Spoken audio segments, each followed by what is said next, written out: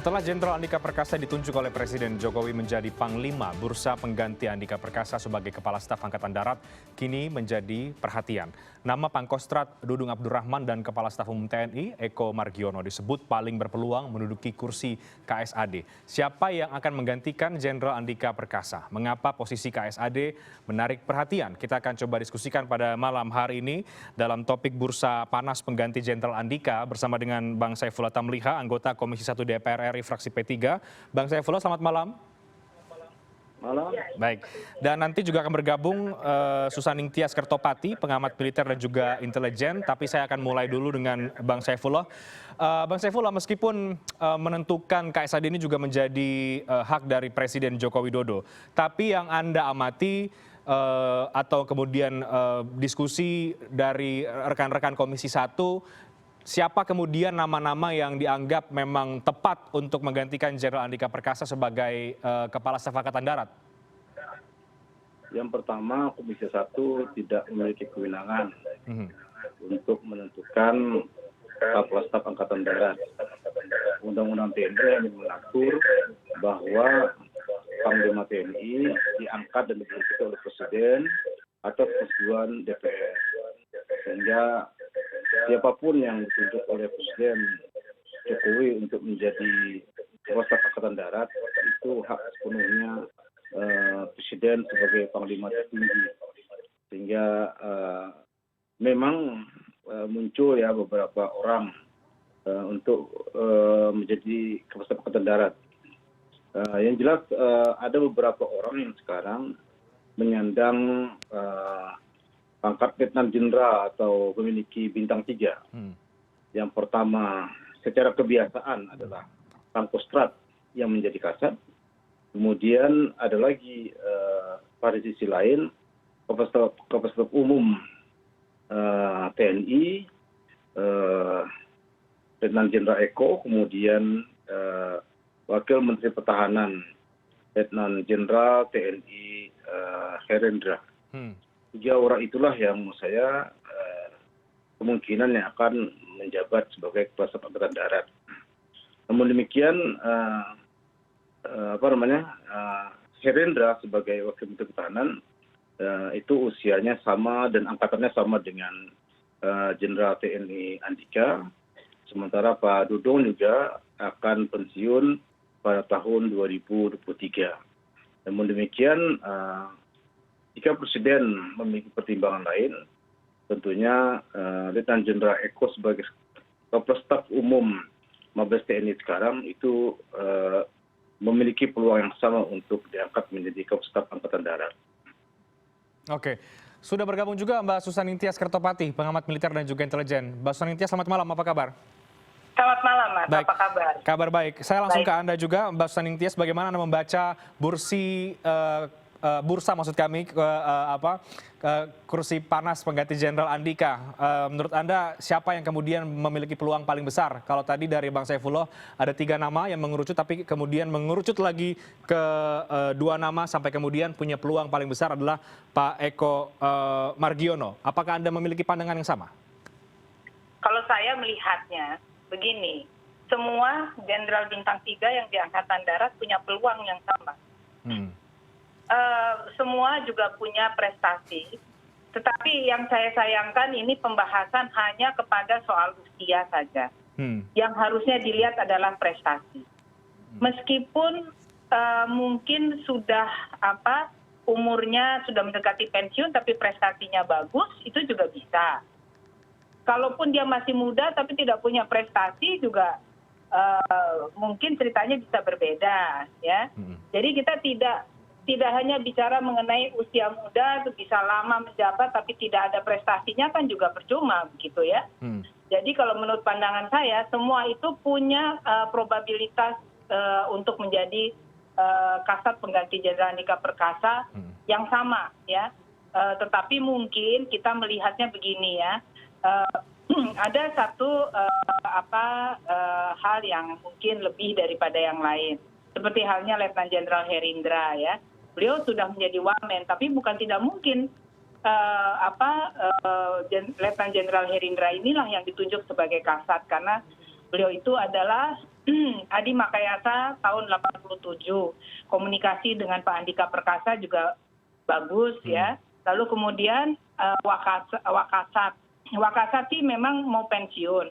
Tetapi kalau hanya mengukur dari usia saja mungkin saya rasa juga kurang pas lah ya. Lalu kemudian ada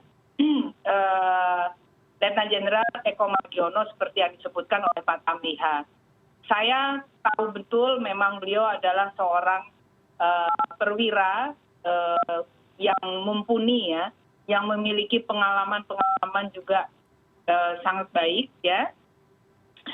Bisa saja beliau yang akan dipilih ya, apalagi dengan kemampuan diplomasi militer dan juga memiliki pengalaman pendidikan juga yang baik, ya bisa saja Letnan Jenderal Eko Margiono.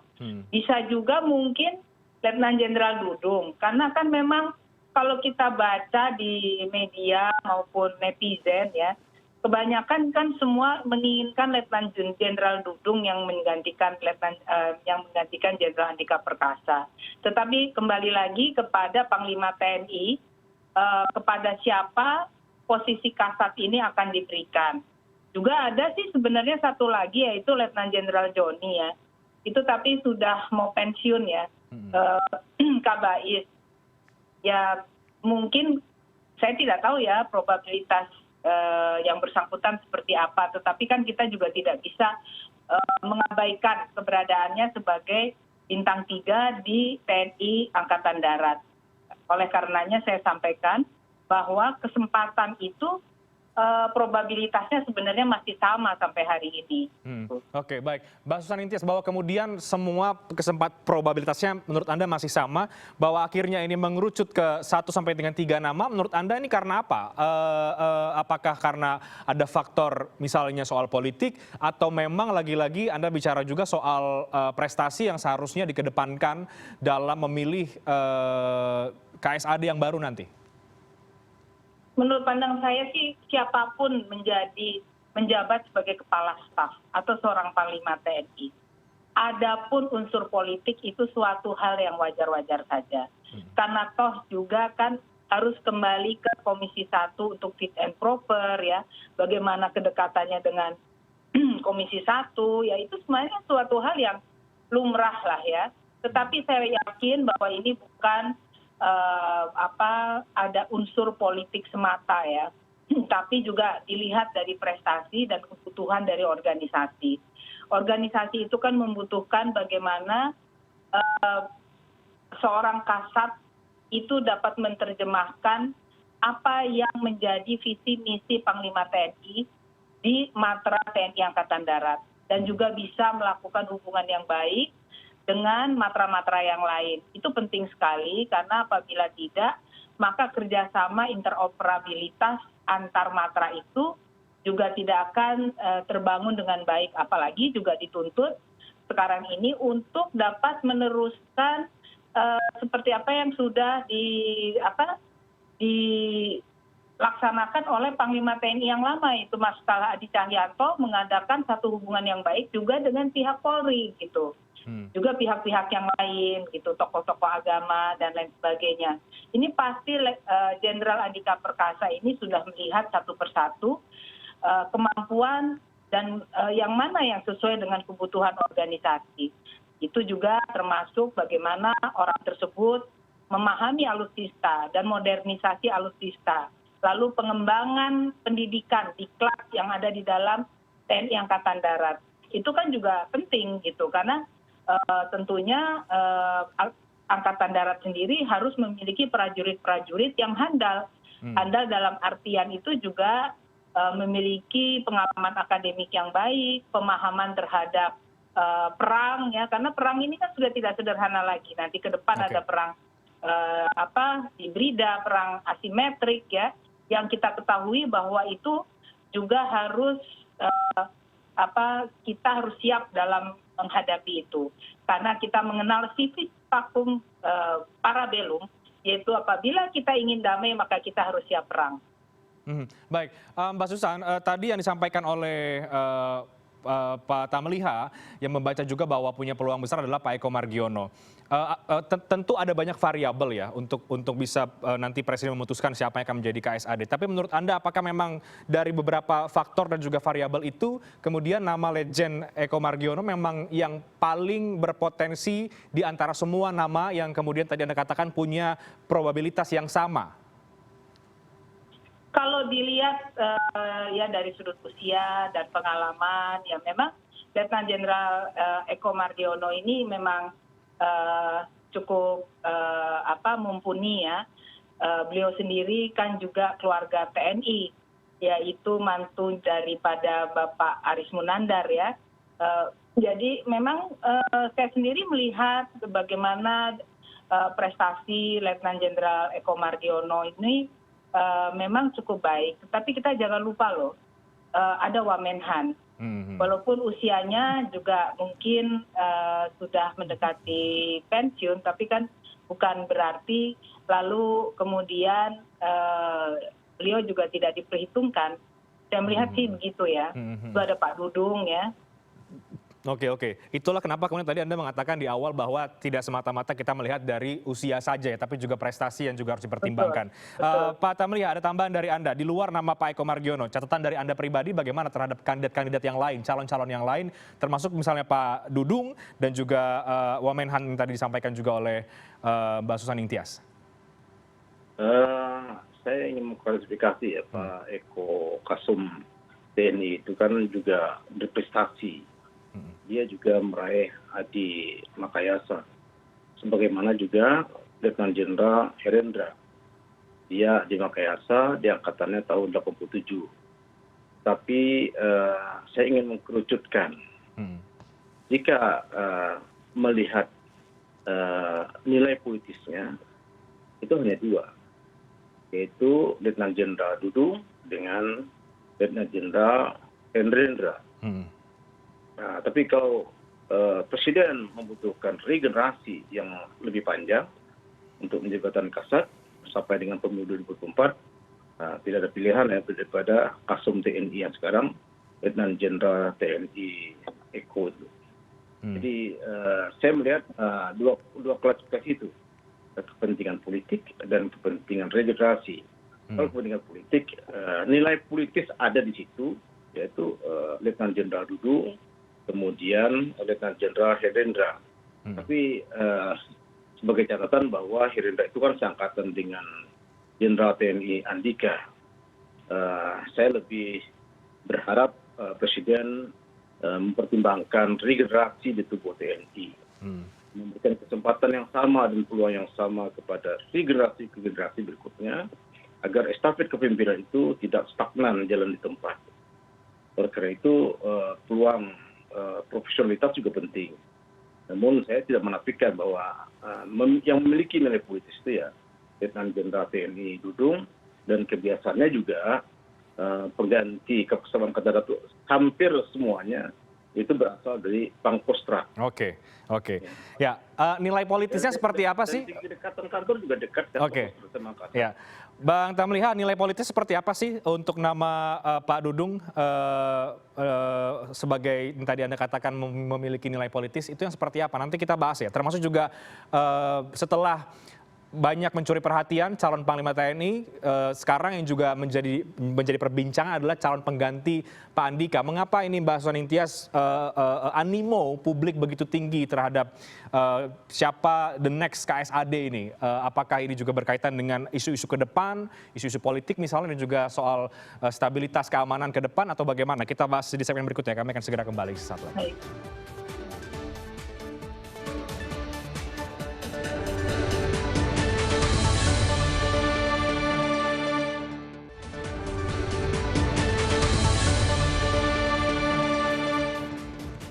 Saya langsung ke Bang Tamliha, nilai politis yang seperti apa yang dimiliki oleh dua kandidat lain di luar Pak Eko Margiono?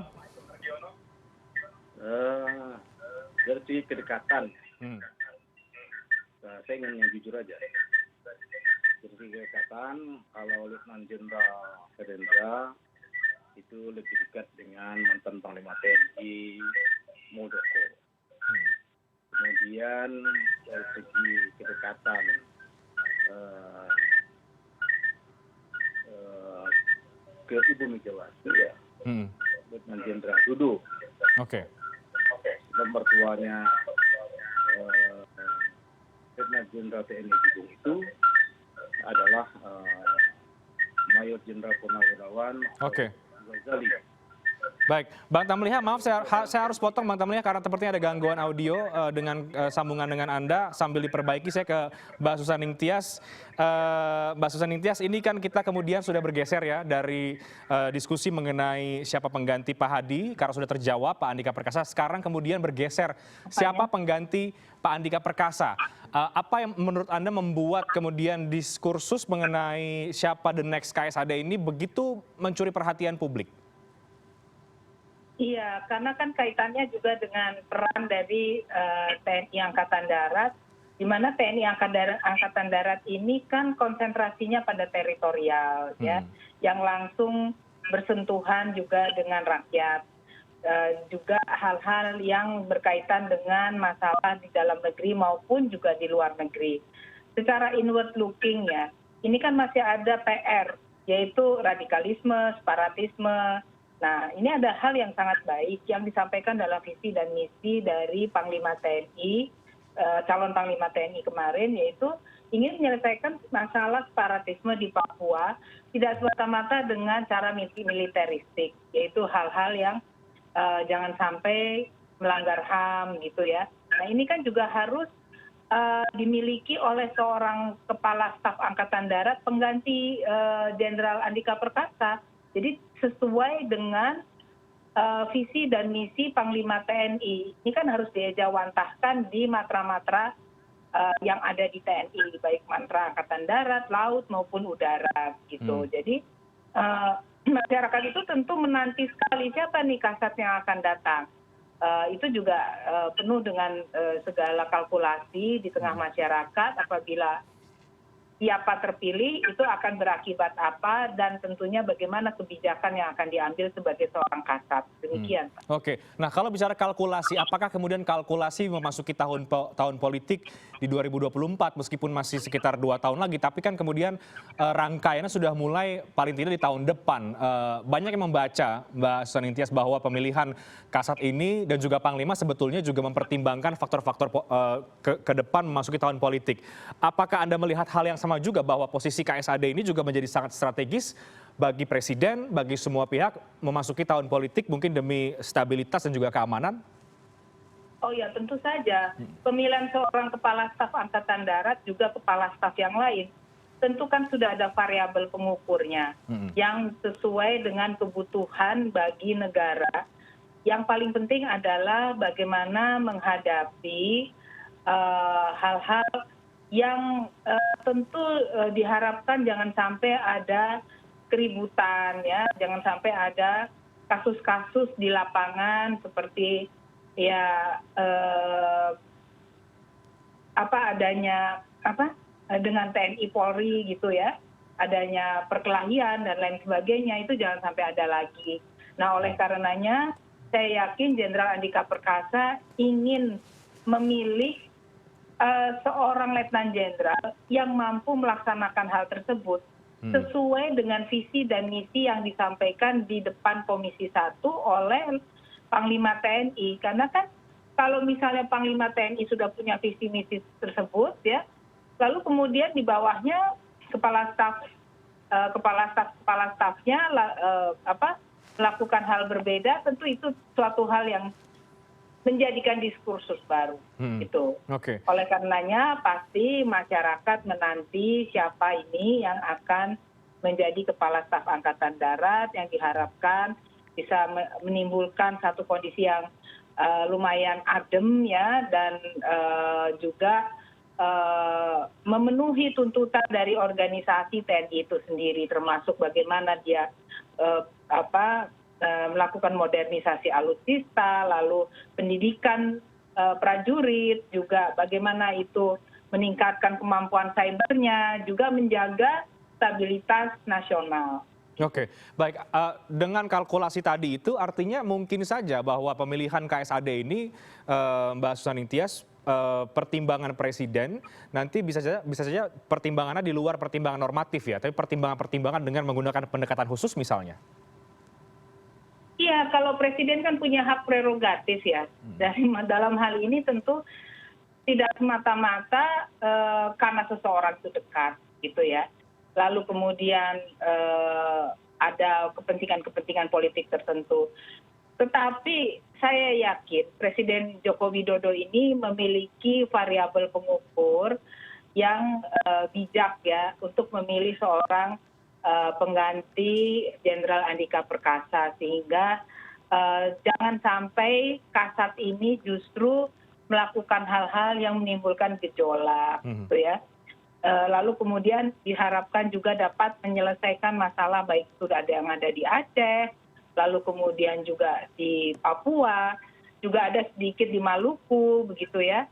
Juga ya banyak hal lah yang terjadi, ada radikalisme, ada separatisme, meskipun terkait hal ini TNI tidak sendirian, ada Polri, ada BIN, ya, ada berbagai macam institusi yang terkait, juga tokoh-tokoh adat, tokoh masyarakat, tokoh agama, semuanya saling mendukung satu dan lainnya. Oke, Anda melihat kalau kemudian salah pilih bisa memilih KSAD yang menimbulkan gejolak, Mbak Susaningtyas, atau bagaimana? Ya, saya kan mengatakan demikian ya. Pastinya lah hal-hal seperti itu juga ada di dalam variabel untuk mengukur seorang calon kasat ya. Tentu tidak bisa disampaikan kepada media ya, tetapi saya menyampaikan bahwa probabilitas adanya pertimbangan-pertimbangan tersebut kemungkinan itu pasti ada gitu. Jadi kan seorang pemimpin itu harus menimbulkan satu stabilitas nasional lah, apalagi seorang kasat ya yang mengurus teritorial yang bersentuhan langsung dengan masyarakat. Oke, menarik. Saya ke Bang Tamliha lagi. Tadi sempat terputus. Silakan dilanjutkan, Bang Tamliha. Tadi menarik Anda menyebutkan ada nilai politis yang dimiliki oleh dua kandidat yang lain di luar Pak Eko Margiono. Ya, saya ingin menekankan bahwa saya kan cukup lama di Komisi 1, dari Panglima TNI, Angkatan Laut Pak Agus, kemudian Pak Muldoko, kemudian Gatot Nurmantio, kemudian Pak Hadi Cahyanto, sampai dengan Letnan Jenderal TNI Andika. Nah, kalau saya melihat, kalau kebiasaannya sih ya, yang jadi kasat itu biasanya Pangkostrat. Apalagi Pangkostrat kan memiliki kedekatan khusus dengan Ibu Megawati, kemudian ada Letnan Jenderal Hendra juga memiliki kedekatan khusus dengan Pak Muldoko. Namun demikian, saya sependapat dengan Pak Bu Nunung tadi bahwa semestinya kasat itu adalah orang yang bisa menerjemahkan visi dan misi Panglima TNI yang menyampaikannya kepada Komisi 1 kemarin. Oleh itu yang patut digarisbawahi adalah bahwa pendekatan yang akan dilakukan oleh Panglima TNI tentunya juga para kepala staf adalah salah satunya adalah diplomasi militer internasional, yang artinya kita tidak ingin ada sebuah provinsi atau daerah tertentu yang lepas dari negara kesatuan Republik Indonesia. Oleh itu pendekatan itu khususnya Papua tentu pendekatannya adalah pendekatan yang humanis, kemudian tidak banyak bicara. Nah, kalau tidak banyak bicara itu saya lebih cenderung menduga bahwa Letjen Eko yang lebih berpeluang. Tapi kalau nilai yang memiliki latar belakang politis ya, saya pikir punya dukungan yang cukup kuat ya kepada Letnan Jenderal TNI Dudung Abdurrahman. Sebab saya tahu persis bahwa beliau adalah menantu dari Mayor Jenderal Purnawirawan Khalid Ghazali yang juga Dewan Pembina Baitul Muslimin dari PDI Perjuangan. Nah, oleh itu pertimbangan itu tentu dipikirkan secara matang oleh Presiden Jokowi, sehingga ada solusi yang terbaik bagi keharmonisan Presiden dengan para petinggi dan mantan petinggi TNI dan juga para petinggi-petinggi partai politik. Oke. Saya pikir saya akan menebaknya yang berpeluang untuk menjadi kasat itu adalah Letnan Jenderal TNI Dudung Abdul Rahman. Oke, baik, Bang Tamliha. Jadi Anda melihat bahwa kedekatan Letjen Dudung dengan PDI Perjuangan ini bisa menjadi faktor pertimbangan yang bisa saja menentukan bahwa nama Pak Dudung ini juga menjadi calon yang kuat karena ada dalam tanda kutip mungkin backup secara politik. Ya di politik itu kan tidak ada yang tidak mungkin. Jadi mungkin saja. Oke. Probabilitas itu seberapa besar menurut Anda, Pak Tamliha? Ya, saya melihat kalau Panglima TNI sudah profesional ya, seperti Jenderal Andika, tentu perlu juga ada kapal staf yang bisa cuap-cuap, kan begitu. Yang berbicara lantang, gitu kan. Ya tentu pertimbangan politik juga tidak bisa kita abaikan. Oke. Mbak Susan Nintias, ada tambahan dari Anda pertimbangan politik yang tadi diungkap oleh Pak Tamliha, ada kedekatan Pak Dudung dengan PD Perjuangan. Ini bisa saja kemudian menjadi faktor penentu, bisa dikatakan faktor penentu untuk menilai apakah Pak Dudung kemudian berpotensi atau tidak begitu. Seberapa besar Anda melihat faktor-faktor politik tadi itu, kedekatan dengan parpol misalnya, ini bisa memuluskan jalan seorang calon KSAD? Iya, bisa saja. Oleh karena dorongan parpol, seseorang bisa menjabat sesuatu. Tetapi itu kan hanya salah satu bagian saja. Kan Presiden Joko Widodo bersama juga Jenderal Andika Perkasa tentu tidak hanya melihat hal itu. Kalau yang namanya dekat, PDIP dekat sama semuanya, saya rasa. Jadi tidak hanya dengan Letnan Jenderal Dudung saja begitu. Memang mungkin ada beberapa hal yang ada kesamaan gitu ya dengan visi misinya atau bagaimana begitu, bisa saja. Tetapi saya sih melihatnya tidak demikian ya. PDIP ini kan partai besar ya. Partai besar, juga Ibu Puan Maharani sebagai Ketua DPR RI, kenal semuanya ya, kenal semua yang tadi saya sebutkan itu. Juga memiliki hubungan antar lembaga yang baik, hubungan antar pribadi juga yang baik. Menurut pandangan saya sih, pasti Jenderal Andika Perkasa ini sudah punya pilihan di kantongnya, yang bukan juga hanya karena pertimbangan politik ya, tetapi juga kebutuhan dari organisasi TNI itu sendiri sesuai visi dan misinya. Oke, jadi pertimbangan kebutuhan ini juga menjadi faktor yang sangat penting, seharusnya menjadi pertimbangan. Oke, baik. Lebih penting daripada urusan politik. Oke, baik. Mbak Sanintias dan juga Bang Tamliha, terakhir dari bacaan Anda berdua, apa tantangan ke depan siapapun nanti KSAD-nya, apa tantangan yang jelas di depan mata yang harus diselesaikan, yang akan dihadapi oleh KSAD yang dipilih nanti? Saya mungkin ke Mbak Sanintias terlebih dahulu. Iya, saya mengharapkan ya, seorang KSAD ke depan itu adalah seorang yang memiliki kemampuan diplomasi militer yang baik, juga manajemen tempur yang baik, juga memiliki efek tangkal ya, penangkalan bagi militer-militer internasional. Nah, hal ini penting sekali karena itu kan melanjutkan apa yang sudah dilakukan oleh Jenderal Andika Perkasa, hubungan-hubungan baik juga dengan negara-negara lain, karena kita ini kan juga harus sadar bahwa kita ini kan non-blok. Nah, dengan non-blok itulah justru kemampuan diplomasi militer kita juga harus semakin tajam dan semakin piawai. Juga bagaimana Kasat ke depan ini mampu melakukan pembaharuan alutsista dengan segala keterbatasan mungkin yang ada ya. Mungkin dari Komisi 1 mungkin belum terlalu banyak memberikan anggaran, tetapi juga mampu bagaimana modernisasi alutsista, lalu defensive thing juga dapat dilaksanakan juga dengan baik, lalu cyber juga dimajukan seperti harapannya Jenderal Andika Perkasa, intelijen juga semakin bagus ya di TNI Angkatan Darat karena bersentuhan langsung dengan masyarakat dan dengan institusi-institusi lain. Lalu juga interoperabilitas. Itu juga penting sekali dengan semua matra dan juga institusi yang lain. Dan dari tantangan-tantangan itu, menurut Anda siapa yang paling mendekati mampu untuk menjawab tantangan yang tadi Anda sebutkan?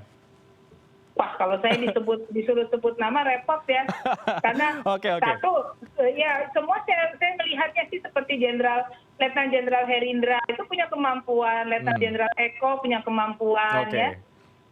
Letnan Jenderal Dudung pun juga demikian begitu. Jadi semua punya kemampuan dan tinggal menunggu siapa yang akan dipilih oleh Panglima dan juga Presiden Joko Widodo. Mbak Tamliha, terakhir dari Anda, tantangan KSAD ke depan.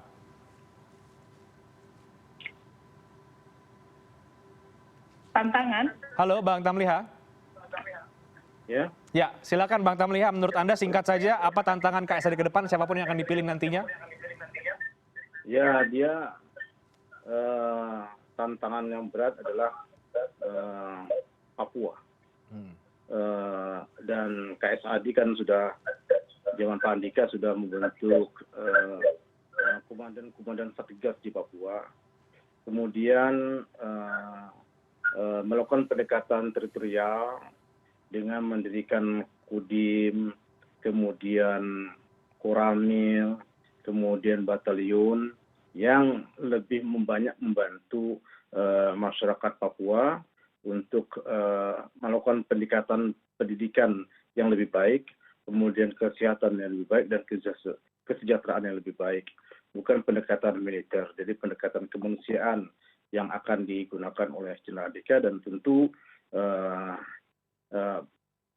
diplomasi militer internasional yang disampaikan oleh Pak Andika. Saya memahami bahwa beliau sebagai tentara alumni Amerika tentu memiliki hubungan yang baik dengan para jenderal di Amerika, juga di Australia, dan negara-negara sekutu mereka sendiri. Walaupun negara kita negara non-blok, namun sejak Papua bergabung ke Indonesia, itu yang memiliki banyak peran